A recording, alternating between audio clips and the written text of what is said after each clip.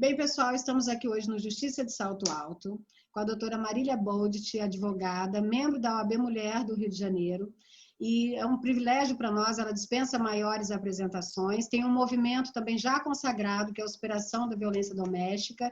E ela vai estar aqui conosco e falar um pouquinho da história dela, também de vítima, à superação, que é o nosso lema. Marília, obrigada, primeiro, por ter aceito aqui estar conosco. E eu gostaria que você falasse um pouquinho exatamente disso. Da vítima à superação, de você ter vencido. Eu queria primeiro agradecer o convite, Rose, é um prazer estar aqui com vocês. De fato, a nossa luta é muito grande e importante e, enfim, vamos lá falando um pouco da minha luta, né? Eu sou de Curitiba, então somos conterrâneas aí do Paraná. Sou curitibana. E aí eu vim para o Rio de Janeiro depois de me casar com uma pessoa que eu acabei sofrendo o abuso, né? Os abusos, né? Porque nunca é só uma coisa, Sim. né? E aí foram diversos abusos. Eu sofri com as 5 formas de violência doméstica. A violência psicológica foi que permeou todo o relacionamento, desde o namoro até. Sofri com a violência sexual, sofri com a violência patrimonial, a minha chave desapareceu de dentro da minha bolsa, ele falou que não ia me dar uma cópia porque eu perdia tudo. Enfim, até que um dia ele me proibiu literalmente de entrar na minha própria casa. E aí eu não tinha mais para onde ir, porque minha família toda é lá do Sul. Meus amigos do Sul estão no Sul, e eu tinha os amigos da faculdade, então eu fui amparada pelos amigos da faculdade.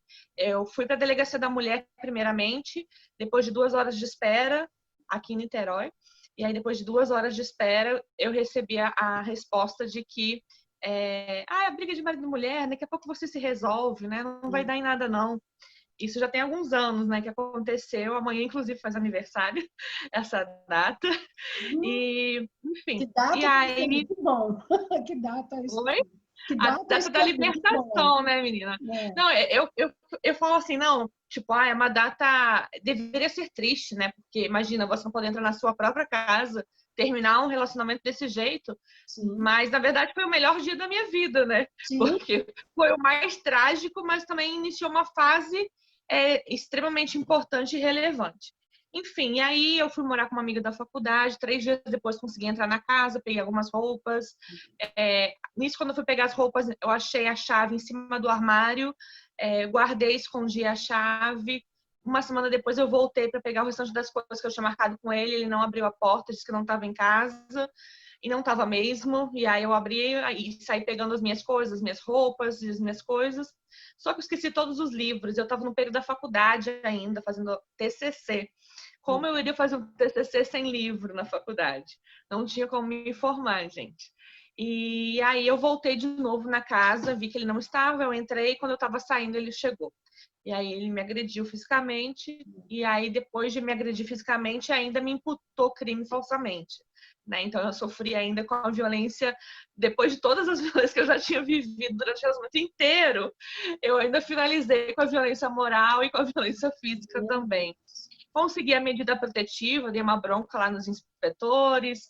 Se vocês tivessem me atendido direito, eu não tinha passado por isso. Sim. Enfim, consegui a medida protetiva, mas na época também quem descumpria a medida protetiva não dava em nada. Né? E aí, hoje a gente tem a alteração legislativa que a pessoa vai presa, mas na época não acontecia nada. E eu também, assim, na época que o inspetor também disse para eu não fazer o registro, que ele não iria fazer, eu sabia que ele tinha obrigação, mas eu estava muito mais preocupada onde eu ia dormir aquela noite do que fazer o registro, né? Porque assim, se eu não podia voltar para casa, se ele não podia ir comigo para abrir a porta, se ele não podia pegar as minhas coisas, o que eu ia fazer ali naquela delegacia, né? Então, assim, deveria ter ligado para a corregedoria, mas eu não tinha nem força emocional e nem, assim, eu precisava ver onde eu ia ficar. Então, essa foi minha história, assim, resumidamente, né, alguns segundos, a minha história de violência. Eu fui muito humilhada na frente das pessoas, isolada, fiquei quase 8 anos sem contato com a minha família, pouquíssimos contatos, recheados de brigas e discussões. Então, eu fui me acabando. Eu entrei no relacionamento com 63 quilos, saí com mais de 140 quilos do relacionamento abusivo. Então, eu fui me deteriorando, assim, né, durante o relacionamento. e já não sabia mais sorrir. Descobri uma traição também dele, depois de 7 anos de tratamento. Eu descobri muita coisa e sofri muito, gente, assim, resumindo a ópera, né? Mas o mais importante veio depois, né? Como eu disse, amanhã eu completo aí 7 anos de libertação, mas foram anos de reconstrução. Reconstrução no meu psicológico, que estava completamente detonado em depressão, e eu fiz tratamento psicológico, psiquiátrico, precisei de remédio, né, antidepressivo, também fazia atividade física, enfim. E eu saía desse estado de vitimização, porque eu fui vítima, mas ao mesmo tempo eu precisava evoluir, né? E aí eu não podia ficar estagnada. Uma das coisas também que me ajudaram muito nessa superação foi a questão de perdoar ele pelo que ele fez. Não porque ele merecia, né? Mas porque eu precisava me ver livre daquele jugo imenso que estava nas minhas costas. Porque era uma tortura e era muita raiva, porque, gente, eu perdi tudo do dia para a noite, né? Todas as minhas coisas, a minha casa, o meu carro, e ainda sendo difamada na justiça, né? E ainda respondendo por crime indevidamente. Enfim, então, assim, era muito difícil. Então, carregar isso tudo, essa raiva, esse inconformismo me fazia muito mal. Então, eu fui evoluindo aos poucos e conseguindo superar os traumas que foram em todas as áreas, né? Então, eu precisava ser tratada em todas as áreas, né? E é isso que foi acabando acontecendo e eu, graças a Deus, consegui. E hoje estou com a página da superação da violência doméstica, estendendo a mão para quem também precisa, para a gente poder evoluir aí. E eu acho que essa é a sua missão, né, Marília? E assim, eu fico muito emocionada porque é o que eu falo aqui, o nosso lema é justamente mostrar a vítima e essa superação, né? Mal bem, nós somos, aquela situação de você levantar uma outra mulher, empoderar, porque é o que você falou, você já em completo esgotamento emocional, tinha ali preocupação de onde ia dormir, e realmente sabendo dos seus direitos, advogada ali já, você estava se formando, mas você já tinha noção, né, do que você tinha direito efetivamente, mas não tinha nem como você brigar por isso ali naquele momento de esgotamento. E é o que eu quero justamente pautar, a vítima já desgastada, sem se reconhecer, com quilos a mais ou a menos, não se olha no espelho, não se reconhece mais, e tem todo esse fardo dessa injustiça, que só falta o agressor dizer que ele é agressor por causa dela, que na verdade nem falta. Eles tentam inverter os fatos. Eles falam, mas ela que me provocou. Sim. Ela fez isso não sei o quê, né? Ela que usou roupa curta e quis apanhar. Enfim, é tanta coisa louca. Tanta bobagem que a gente fica mais injuriada ainda, né? Mas, enfim, o que eu quero saber agora, assim, de você... Adorei. Hã? Injuriada, adorei. Mas porque... Minha mãe não fala muito aqui, não. Aí sabe aquele gostinho assim de família? Não, e você passou por coisas, respondeu um processo ou até uma acusação indevida, sabe? Isso tem na verdade, não tem nem preço indenizatório para isso, né? Porque a pessoa te assola, te massacra, e você, mesmo que peça alguma coisa, não vai nunca te trazer o status anterior. Essa é a verdade. Não paga, nada paga. Exatamente. É por isso que, por outro lado, o perdão foi tão importante, porque, assim, se eu ficasse me agarrando aquilo tudo, e, gente, era horrível. Oficial de justiça chegando direto na minha casa. Era delegacia, era GCRIM, era juizado de violência doméstica, vara de família.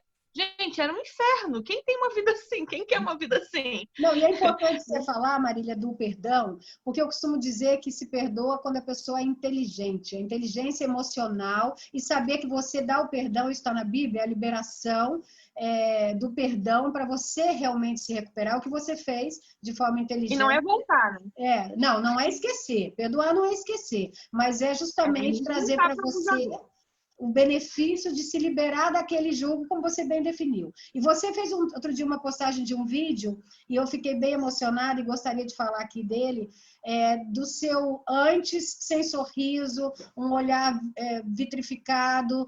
Você parece, pelo que eu vejo de outras vítimas também, não se reconhecia mais enquanto mulher, com a sua beleza, com o seu talento. Eu queria que você falasse um pouquinho disso para a gente, e qual dica você daria para a vítima hoje que está numa situação de violência doméstica? Eu queria que você falasse sobre isso. Bom, eu cheguei num estado de não me reconhecer porque eu não sabia nem mais o que eu gostava. Mas enquanto eu vivia, eu achava que estava tudo bem, porque eu vivia na forma com que ele queria. Então, por exemplo, quando eu me separei, fui no mercado, eu olhava minhas compras, eu comecei a tirar tudo do carrinho. Falei, isso aqui quem gosta de comer é ele. O que que eu gosto de comer? Não sei. Aí eu Caramba. ficava olhando, tipo, não sei o que eu gosto de comer, não sei. Eu fui escolher um colchão, eu não sabia que tipo de colchão que eu gostava. Eu perdi a minha identidade, mas só depois do término eu consegui verificar. Por enquanto, antes, eu achava que eu estava triste sem motivo, que na verdade eu que era uma pessoa triste, eu que era uma pessoa ruim, eu que era uma pessoa que não sabia fazer nada direito, A eu que não culpa, prestava. a culpa. Porque era isso que ele falava, então era essa verdade que eu acreditava. Então, passou um momento muito de muitos problemas, de muito. Eu tive que me reconstruir completamente, porque eu não tinha mais nada, assim, né? Então, as fotos que eu coloquei naquele vídeo demonstram a tristeza. Eu Demonstra. no Central Park, eu em Nova York, eu em Miami, eu em um monte de lugar, Orlando, até no Caribe e com a cara triste. Por quê? Porque eu estava triste. Mas e por que eu estava triste? Do nada? Não.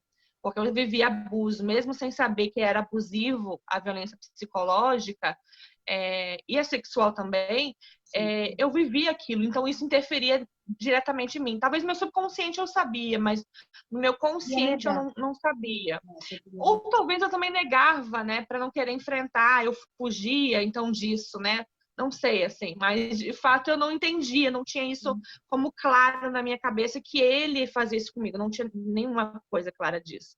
Então, e aí depois eu fui me reconstruindo, né? Fui evoluindo, fui melhorando a minha vida e fui evoluindo e superando mesmo a violência doméstica, voltando a sorrir, ter alegria, ser feliz, me Sim. libertar, né, da depressão. Então, esses foram alguns presentes. Você fez uma pergunta, mas eu que acabei esquecendo. Não, qual a dica você dá? E graças a Deus você se libertou, se fortaleceu, porque a sua missão é aí ajudar outras mulheres. E para nós, a sua história, apesar de triste, só teve um benefício que é ter você aí na luta, sempre à frente, buscando alternativas. Eu te acompanho, sou fã, tá? Da sua luta. Então, eu acho que isso é um exemplo para todas nós. Não só o seu exemplo, a pergunta que eu fiz, a dica que você daria, apesar das dificuldades, para a vítima que está hoje na situação de violência doméstica. Olha, você não nasceu para isso, você não é burra, você não é retardada, você não é feia. Estão falando isso para você de forma errônea e você merece uma vida abundante. Nunca aceite viver uma vida mais ou menos, porque você não merece. E você não tem nada de errado contigo nesse sentido, né, de tudo que eles dizem sobre nós. Claro que ninguém é perfeito, mas não justifica ser tratado dessa forma. Então, assim, rompa o abuso, saia, porque tem uma vida abundante. Eu falo que a gente tem um livro antes e depois, né? Antes abuso e depois abuso. Só que depois abuso, você precisa reescrever aquela sua história. Você tem páginas em brancas ali para serem escritas. E você vai decidir como reescrever essa vida, livre do abusador, né? Então, é importante você romper isso e recomeçar a sua vida. Tratar, sim, das coisas que passaram, porque não tem como superar sem tratar. O tempo não cura nada, mas é importante a gente viver e continuar vivendo e viver a vida plenamente. Gente, a vida tem tantas coisas boas e às vezes a gente fica presa nessas coisas horríveis e acabam matando a gente, né, de depressão, de um monte de coisa. Então, assim, isso não é para você. Rompa e seja feliz hoje e todos os dias, que você nasceu para uma vida abundante. Então, Marília, eu queria que você falasse também sobre essas alterações da Lei Maria da Penha. Agora, aqui em agosto, nós vamos fazer 14 anos, né, da Lei Maria da Penha.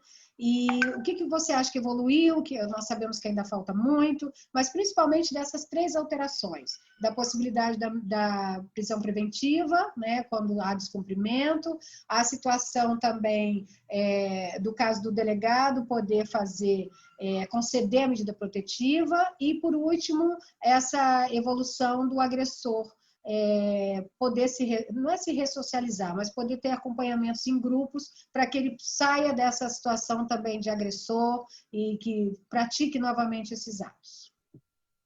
Vamos lá por partes, então. A primeira é a questão da prisão preventiva, né? Então, antigamente, como eu disse, a violência que eu sofria não tinha nenhuma consequência, porque respondia por crime de desobediência de ordem judicial, o juiz não ficava sabendo, não representava, o processo morria. O que aconteceu comigo, inclusive, né?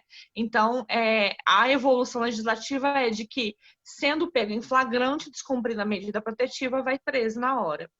Né? E aí a gente sempre aconselha as mulheres a andarem com a sua medida protetiva na mão, deixarem nas portarias do colégio das crianças, da portaria de casa, para que todos saibam que, né, tem uma medida protetiva, para que eles possam também chamar o 190, né, a viatura de polícia, para que possa ali pegar ele em flagrante e aí prendê-lo. Então, é um avanço legislativo, mas a dificuldade é na celeridade também do cumprimento e desse momento de conseguir realmente pegar ele em flagrante, né? Porque se tem provas ali, ele vai responder em juízo e aí comprovadamente depois, em juízo, pode ser preso também. Então, essa é a primeira questão e a gente precisa trabalhar na questão dos atendimentos das viaturas para que seja mais célere, para que possa ocorrer esse flagrante, né? Então, se você, por exemplo, chamou o 190, não está chegando, começa a filmar.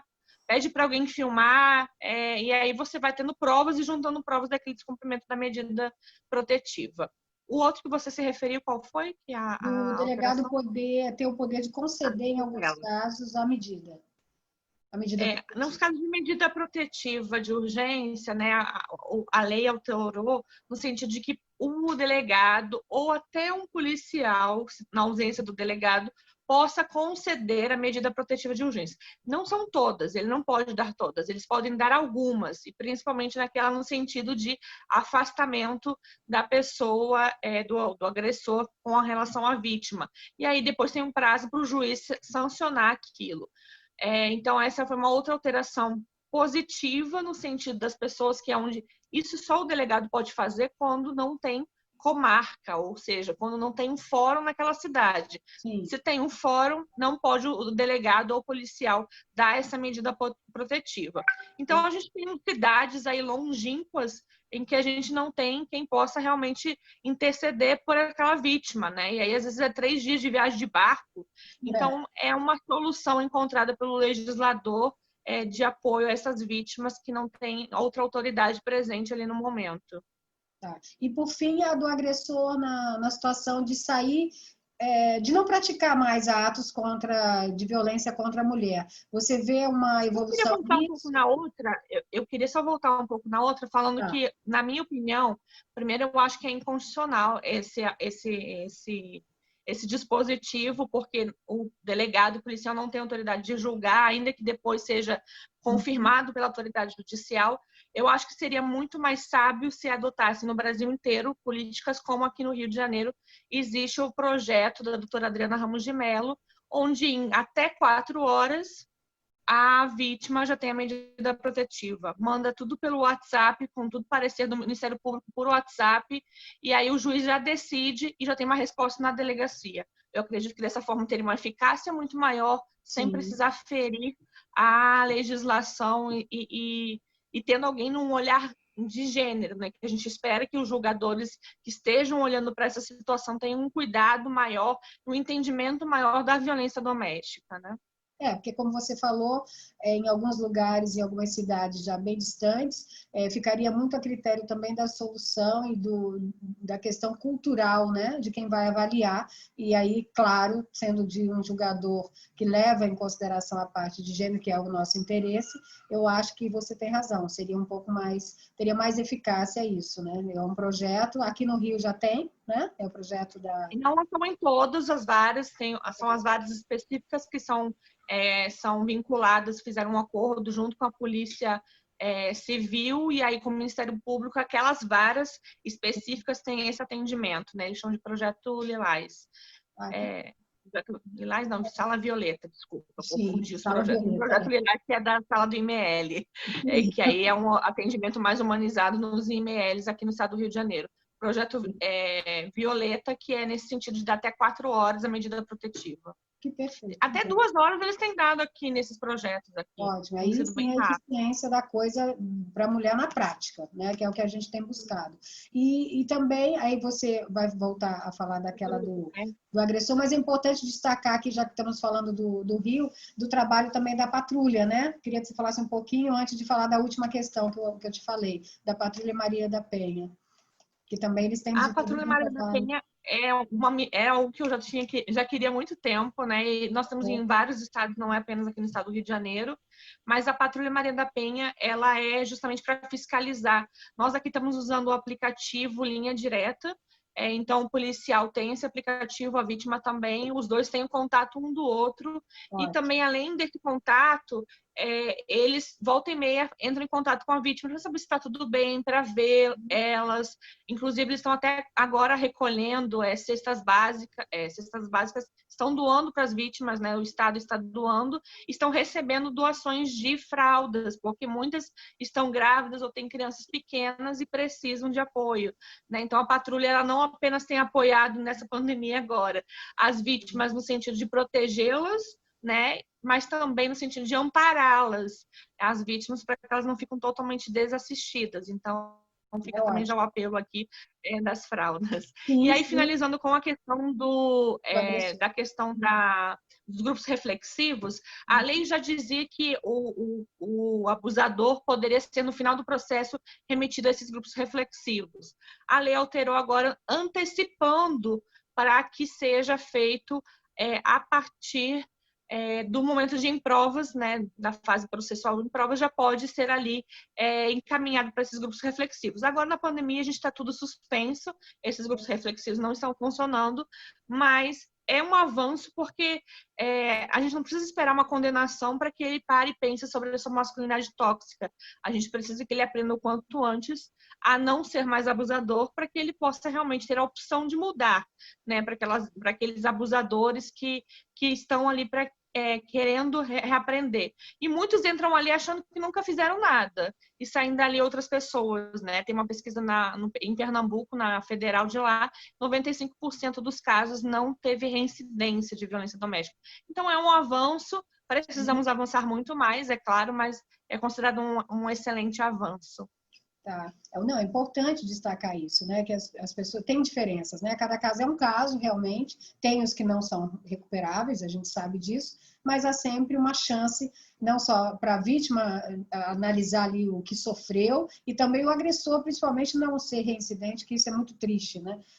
Se conseguir libertar a gente já está no lucro, vamos dizer, né? Dessa situação. Menos uma vítima, ou menos tantas vítimas depois, né? Sim, então, evitar que outra mulher. Né? Porque pensamos, porque nós nascemos todo mundo numa sociedade machista e patriarcal. Exato. Então, todos nós temos incrustado isso dentro da gente de alguma forma, ainda que a gente está se desconstruindo todos os dias e reaprendendo. Mas, e quem não aprendeu nada disso? Se a gente não aprendeu isso nas escolas, a gente tem que aprender daqui para frente. Em algum lugar vai ter que aprender. Então, que seja, infelizmente, antes tarde do que nunca, né? Porque né, deveria estar lá atrás. Mas é melhor isso do que a gente também não ter nenhum tipo de educação realmente, né? E eu já vi vários depoimentos muito positivos em relação a esses grupos, então eu considero realmente como um avanço. Mas, assim, agora eu queria que você falasse também na pandemia, agora, a questão do boletim de ocorrência, né, do registro de ocorrência das mulheres, e você disse que tem uma novidade aí que pode ser feito através do telefone, e eu queria que você falasse um pouquinho disso e dar dica para as mulheres em situação de violência aqui. É só no Rio, 7?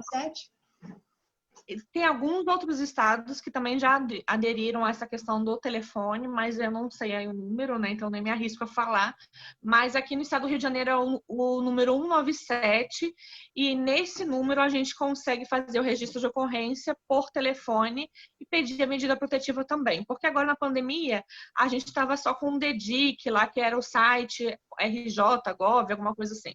E aí nele a gente não conseguia nem fazer o pedido da medida protetiva. Tinha que colocar nas observações. Só que aí dependia depois do delegado confirmar se estava tudo certo, aí preencher um campo errado, eles cancelavam, enfim. Estava gerando muito problema. Então, o Tribunal de Justiça aqui conseguiu, atendendo a demanda aqui nossa, colocou à disposição o telefone do 197 no horário comercial, né, segunda a sexta-feira, de 9 às 18, para que os policiais possam atender e possam fazer esse registro de ocorrência por telefone agora durante a pandemia. Então, é mais um avanço aí para a gente poder lutar contra, já que o acesso também está restrito às delegacias ainda, né? Só crimes específicos estão sendo feitos registros de ocorrência de forma presencial nas delegacias. Sim, sim.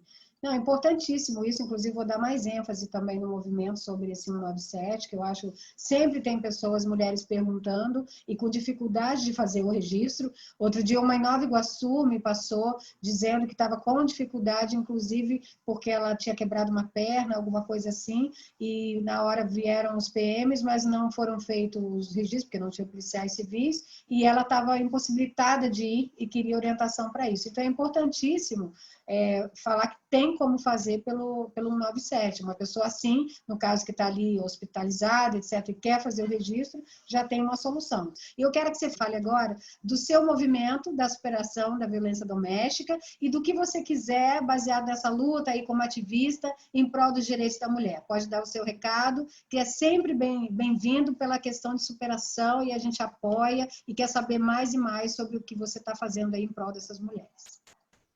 Bom, a superação da violência doméstica começou no intuito de empoderar, conscientizar as mulheres, primeiro, de que aquilo era abusivo, depois auxiliar elas nessa forma de superar, porque o processo de superação ele não é linear, né? Ele é altos e baixos. Um dia você está super bem, no outro dia você está super mal. E aí a gente precisa, né, de encorajamento. Eu, quando rompi, eu não tive ninguém que entendesse da temática. Então, assim, hoje eu me sinto numa obrigação, não obrigação, né, mas num prazer, na verdade, de poder auxiliar e dar algumas dicas. Olha, vai por aqui, vai por ali, faz assim, procura ajuda ali, faz o tratamento aqui. Enfim, e isso vai fazendo com que a pessoa se desprenda daquele passado e comece a viver problemas, mas viver em função de problemas anteriores o resto da sua vida é uma perdição de tempo, né? Então, assim, a gente precisa evoluir. Então, eu faço esse trabalho muito de prevenção e também de auxílio, e aí, ao mesmo tempo, eu faço também muitas palestras em diversos locais, também nessa atuação de prevenção e também de repressão, levantando bandeiras, né? Inclusive da violência psicológica, por exemplo. Enfim, e aí eu comecei hoje, na verdade, até lancei um projeto aqui em Niterói para fazer um grupo. Vai ser de forma virtual, porque a gente não pode ainda reunir por causa da pandemia, mas para as pessoas aqui de Niterói, algumas vítimas serem atendidas, né, com psicólogos e tal, então vai ser todo sábado. Então a gente está aí avançando e evoluindo nesse projeto, né? É bom, é importante você falar. Então, fique de olho, aí tem que fazer algum agendamento, algum cadastramento, ou não? Me chama inbox nas redes sociais que a gente vai, que a gente está cadastrando, qual vai ser a procura, né? Para ver o que a gente consegue ir fazendo. Mas, a princípio, está montada uma turma de 20 pessoas. Tá, então, Marília, infelizmente, nós temos pouco tempo, tem que acabar. Mas, assim, eu mesma ficaria conversando com você, no interesse na causa, horas, né? Acho que se a gente falasse 24, 48 horas, a gente não ia conseguir exaurir todos os assuntos. Mas, assim, foi uma honra para mim. Eu fiquei muito feliz quando você aceitou. Te admiro muito, tenho orgulho de você, como de outras mulheres vencedoras. E, assim, levanto a bandeira com muito afinco e com muito orgulho. Agradeço a você a sua disposição sempre de estar ali, responde e participa de movimentos. Eu vejo nas redes sociais, você faz isso com muita disposição. Você não deixa para depois, não deixa para lá.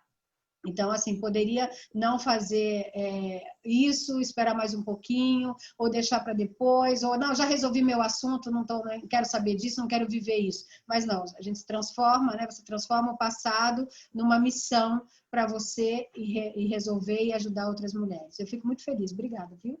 Obrigada por estar aqui. Eu que agradeço mais uma vez e estamos juntos. Vamos marcando outras aí, estamos juntas. Vamos sim, vamos marcar, que tem muito assunto para a gente falar, das atualizações, das inovações, do que está acontecendo na prática, que é a nossa luta, você sabe disso, né? Como profissional de direito, a gente está ali perturbando, tá? Obrigada, e para vocês que estão acompanhando aqui a nossa entrevista, na próxima será com o Dr. Kurt Mendonça, que é neurocirurgião e também autor do livro Guia de Sobrevivência para Vítimas de Narcisistas Malignos, vai estar conosco na próxima entrevista. Marília, mais uma vez, muito obrigada, vamos finalizar aqui, mas estamos abertos aqui no movimento, eu também, para participar com você. Sempre vou lá, pego o seu postzinho, dou também uma fortalecida, gosto e fico muito feliz que você me dê permissão para isso, tá? Um beijo para você.